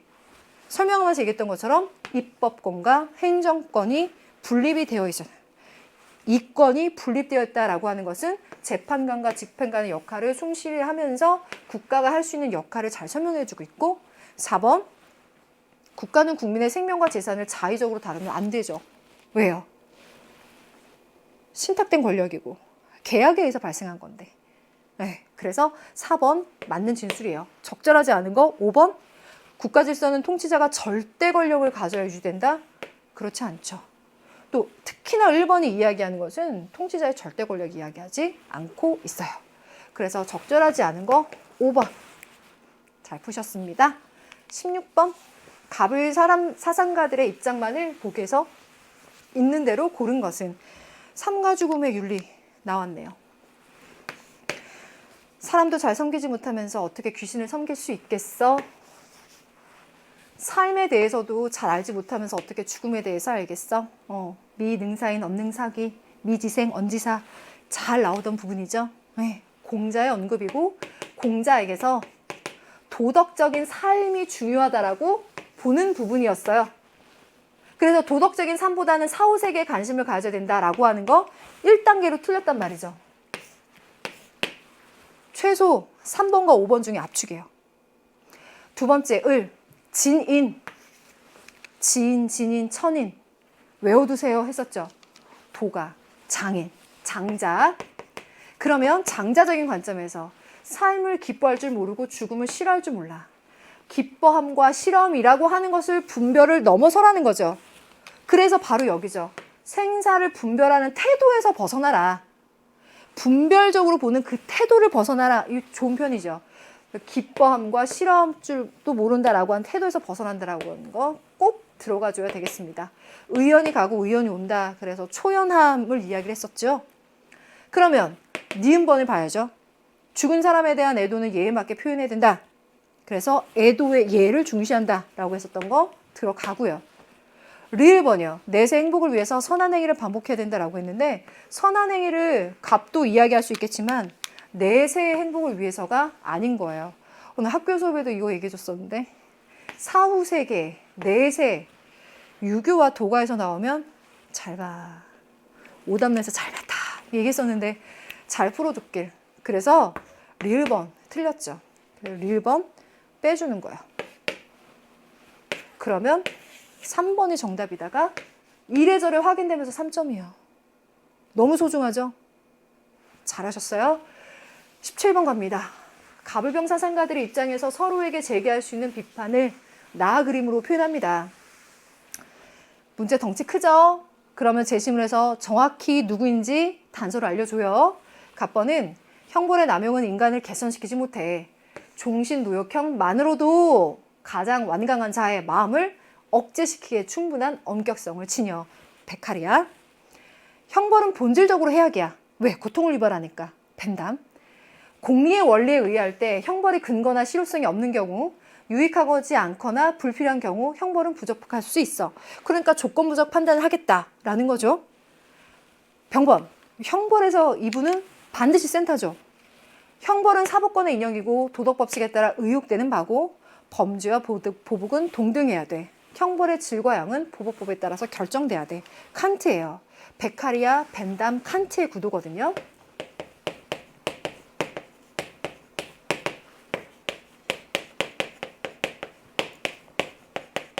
큰 틀에서 보면 사형에 대해서 비판하는 입장이고 벤담은 조건부적 판단, 칸트의 경우에는 사형을 인정하는 입장. 이 세 포지션이에요. 그랬을 때 기억번 A와 F예요. 베카리아가 두 사람에게 주는 비판인데 사형은 사회계약에 어긋나는 부적절한 형벌임을 간과한다 라고 말하고 있어요. 그럼 일단 베카리아가 칸트에게 얘기했을 때 칸트는 지금 얘기했던 것처럼 사형에 대해서 인정하는 사람이기 때문에 아니에요. 사형은 부적절한 형벌이에요. 사회계약이라고 하는 걸 근거로 봤을 때도 부적절해요. 칸트에게 말하는 거 가능. 그러면 베카리아가 벤담에게 사형은 부적절한 형벌이에요. 그런데 벤담의 입장에서 보자면 사회에 유용하다면, 이익이 된다면 그런 경우에 조건부적으로 일어날 수 있다. 정당화될 수 있다. 라고 말하겠는데 부적절한 형벌입니다. 라고 비판하는 것이 가능하겠죠. 베카리아는 인간의 사회계약을 맺은 시민들이 생명 박탈권을 위임하지 않았기 때문에 성립되지 않는다라고 보는 그의 입장에서는 벤담과 같이 조건부적으로 이익을 가져온다라면 성립될 수 있다라고 하는 것에 대해서 사형은 부적절한데요? 라고 말하는 게 가능하겠죠? 니은번 B와 D입니다. 벤담이 두 사람에게 주는 비판인데 형벌은 최대 다수의 최대 행복을 지향해야 함을 간과한다라고 했어요. 최대 다수의 최대 행복이라고 하는 공리주의 원리, 공리의 원리를 이야기한다면 베카리아가 간과하지 않을 거란 말이죠. 그래서 니은번은 빼줘야 되겠는데요. 디귿번, 사형은 범죄자의 인간의 존엄성을 보호하기 위한 형벌임을 간과한다. 자, 이건 칸트에게서 나가는 비판이에요. 칸트에게서 굉장히 특징적인 부분이 사형을 인정하는데 인간의 존엄성을 보호해주는 거야. 오히려 인격적으로 존중해주는 거야. 그래서 나는 사형이라고 하는 형벌이 정당하다라고 봐. 라고 하는 거니까 디귿번은 확실히 들어가죠. 리을번 갑니다. 형벌이 방지할 해악이 형벌의 해악보다 작아야 함을 간과한다. 이건 지금 평가원에서도 지속적으로 이렇게 변형되면서 출제가 되어 왔었는데 잘 생각해보면 지울게요. D와 F. 그러니까 유용성의 원리, 공리의 원리를 이야기하고 있는 사람이 칸트에게 얘기할 때 이 구도인데요. 기본적으로 유용성의 원리를 이야기한다면 형벌이 방지할 해악과 형벌의 해악? 그럼 이렇게 보죠. 형벌의 해악은 형벌을 받는 그 범죄자가 갖게 될 고통의 문제고 형벌이 방지할 해악을 생각했을 때는 범죄 예방 효과를 생각한다면 범죄 예방 효과가 더 커야 되겠죠. 그래서 리을 선택지는 맞지 않는 진술이 되고요. 제가 이걸 보면서 딱 생각이 나가지고 찾아봤거든요. 여러분들 21학년도 3월 15번, 그러니까 작년에 15번 문제를 보시면 이것이 뒤집어져서 나온 선택지가 또 있어요. 그러면서 훈련을 해보세요. 그러면 실수하지 않으면서 더 탄탄해질 거예요. 자, 그러면 이 문제에서 지금 얘기 드린 것처럼 1단계로 니은을 빼내시기. 그리고 나서 2번과 4번으로 압축되는 것이 잘 접근한 것이고요. 거기에다가 마지막으로 리을번 헷갈리지 않고 빼내시기. 그렇다면 2번이 정답이겠구나라고 판단하면서 득점할 거예요. 자, 잘하셨습니다. 그럼 다음 18번 문제 가보겠습니다. 가의 입장에 대해서 나의 입장에서 제기할 수 있는 비판이거든요. 요거예요. 저 문제 풀다가 언뜻 요 구도를 잘못 생각해가지고, 뭐지? 이랬었거든요. 여러분 실수 안 하셨죠?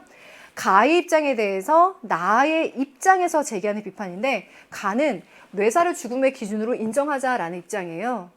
왜냐? 인간으로서의 고유한 활동을 할 수 없고 장기식은 더 많은 생명을 살릴 수 있다는 거.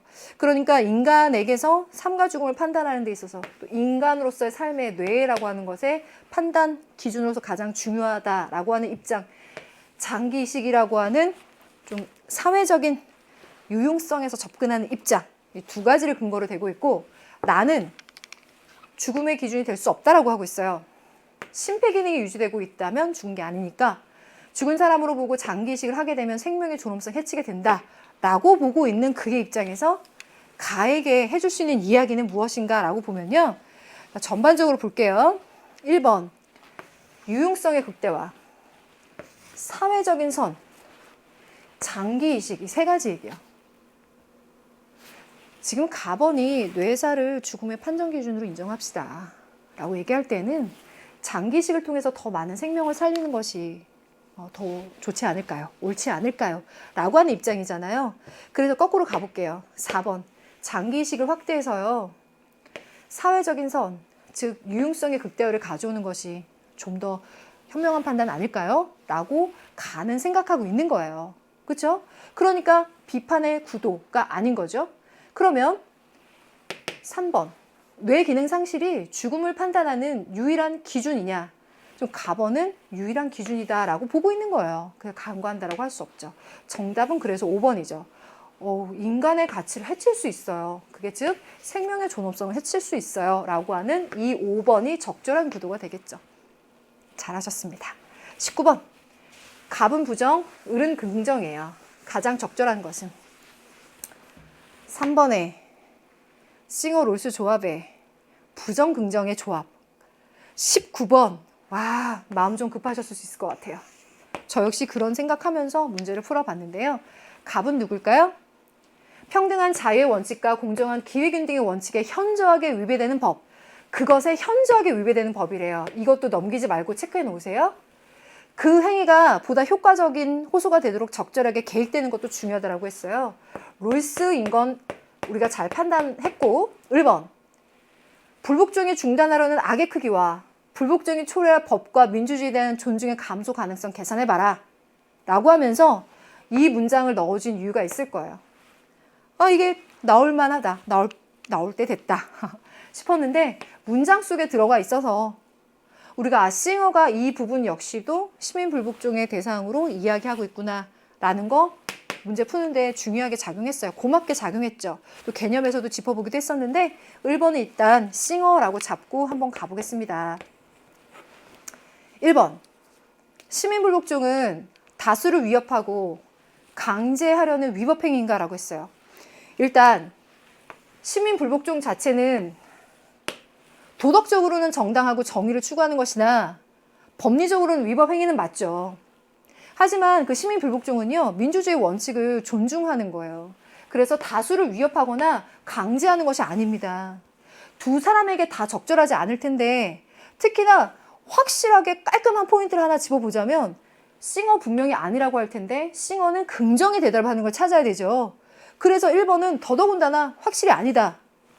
두 번째, 시민불복종은 민주주의의 원칙에 대한 거부를 전제로 하느냐? 아니죠. 민주주의의 원칙을 존중하고요.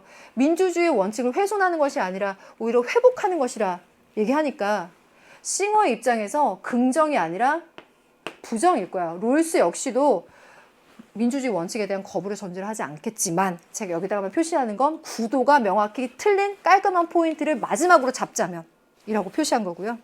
세 번째, 이것도 잘 푸셨죠? 지금까지 출제된 포인트이기도 한데 놓치지 말고 다시 잘 잡아보면 시민 불복종의 대상에서 제외되는 정의롭지 못한 법도 있나요? 있죠. 롤스 입장에는요. 왜요? 이 부분 보세요. 시민 불복종의 대상은 뭐예요? 라고 물었을 때 이 원칙과 이 원칙에 현저하게 위배되는 법이에요. 그러니까 그 부정의의 정도가 굉장히 심각할 때여야 해요. 그렇지 않고 다소 부정의한 법조차도 시민불복종의 대상이 된다면 우리가 지켜오고 있는 우리가 합의해서 만든 민주주의적인 입헌 체제에 혼란을 가져올 수 있게 돼요. 그거는 옳지 못합니다. 그쵸? 그래서 롤스 입장에서는 정의롭지 못한 법 모두가 불복종의 대상이 아니라 정의롭지 못한 정도가 심각한 것이 시민불복종의 대상이 돼요. 그러면 그 정의롭지 못한 정도가 약하다면 불복종의 대상이 되지 않을 수도 있는 거죠. 그래서 롤스는 긍정의 대답을 할 텐데 이 문항이 요구하는 세팅은 X니까 3번도 빠지는 거죠. 시간 더 걸리는 거죠. 이래서 이 문제. 그럼 4번. 시민불복종은 합법적인 노력 실패 후 사용할 수 있는 수단입니까? 최후의 수단이죠. 이 둘에게서 모두 이야기할 수 있죠. 그럼 둘 다 긍정일 텐데 싱어는 싱어 긍정일 거고 롤스도 긍정을 얘기를 해야 되는 건데 롤스가 X를 요구하고 있는 세팅이니까 그럼 4번도 빠지는구나. 여기까지 확실하셨다면 이제 5번에서 쐐기 박는 느낌으로 아마 문제를 풀게 되겠죠? 시민불복종의 목표에 동물의 이익 옹호가 포함될 수 있냐? 싱어는 분명 말하고 있죠. 야생의 파괴를 가져올 댐 건설, 동물학대 실험을 반대하는 시민불복종으로 환경에 관련된 운동을 하는 사람들의 시민불복종도 정당화될 수 있을 거다. 그게 다수가 아니라 할지라도 그들이 이야기하는 것이 옳다면 정당화될 수 있을 거다라고 하는 것을 제시문에서 알려주고 있잖아요. 그러면 이 내용 포함해서 싱어는 확실히 맞겠네. 그럼 롤스는 틀린 건데 어떠한 의미에서 틀렸을까? 제가 여러분들의 생각을 또 이 이론에 기반해서 설명해 드리면 이렇습니다. 롤스가 생각한 시민 불복종의 대상은 평등한 자의 원칙과 공정한 기회 원칙의 현저하게 위배된 법이에요. 그것은 이 사회의 체제, 제도를 규정해서 우리 그 사회 구성원들의 권리와 의무를 규정하는 중요한 분배 원칙의 과제죠. 자, 그렇다면 그 권리와 의무의 주체들은 누구입니까? 이 시민사회 구성원들이죠. 그러니까 롤스가 이야기하는 것은 시민사회 구성원들, 시민들이 그 체제와 제도에 합의를 해서 그것에 의해서 이 정의 원칙이 수립되고 그것에 의해서 정당한 정의로운 분배가 일어날 것을 이야기하는 것이죠. 그것을 현저하게 위배됐을 때 불복종이 일어날 수 있다고 보는 거예요. 여기에 동물의 문제를 제한하거나 논한 것이 아니기 때문에 롤스에게서는 맞지 않겠구나라고 빼줄 수 있죠. 롤스가 이야기하는 정의 원칙이라고 하는 것은 이 시민들의 이야기, 그렇죠? 그 대상. 시민들이 이 체제와 제도에 대해서 합의하고 그것에 의해서 권리와 의무를 규정짓는 것이니까 권리와 의무, 시민들의 문제입니다. 동물의 이익 문제가 아니라는 거죠, 대상이. 그래서 5번이 구도가 맞구나 라고. 그래서 싱어에게서 예스를 답하는 것은 우리가 공부해 볼 만한 이제 앞으로 좀 챙겨봐야 될 주제인 거 맞고 예스인 것도 맞는데 갑에게서 X를 판단할 때에는 개념에서 이 문장이 있었나? 내가 외웠나의 여부가 아니라 롤스가 이야기하고 있는 정의 원칙이라고 하는 것이 어떤 건가? 누구에 대해서, 무엇에 대해서 논하고 있는 건가를 다시 한번 되짚어 보다 보면 이 부분에 대한 논의가 아니구나. 그렇죠? 이렇게 정리하시는 거죠. 마지막 문제 가볼게요. 다음 토론의 핵심 쟁점으로 가장 적절한 것은 정보윤리 문제가 하나씩 나오는데 이렇게 시적절한 그런 소재들, 현실적인 소재들, 그런데 형식적으로 칼럼 형식으로 좀 쉽게 나오거나 아니면 토론의 핵심 쟁점 문제로 좀 끝까지 좀 챙겨봐야 되는 문제가 나올 수 있는데 여전히 끝까지 우리를 긴장을 놓게 하진 않았어요. 디지털 유산 문제가 나오고 있어요. 그래서 갑과 을이 두 번씩 이야기를 하는데 디지털 유산의 상속 문제가 사회적 쟁점이 되고 있어요. 논의가 필요해요. 네, 저도 동의해요.